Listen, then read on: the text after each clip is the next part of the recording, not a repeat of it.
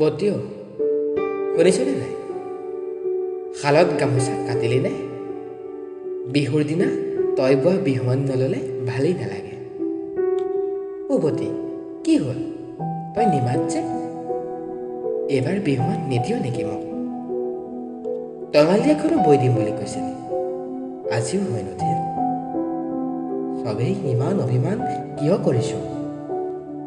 এইবাৰ কলিজনীৰো বিননি শুনা নাই, গম পাৱনে বতী? কপৌফুল পাহি আজি ইনাই পিনাই কান্দিছে।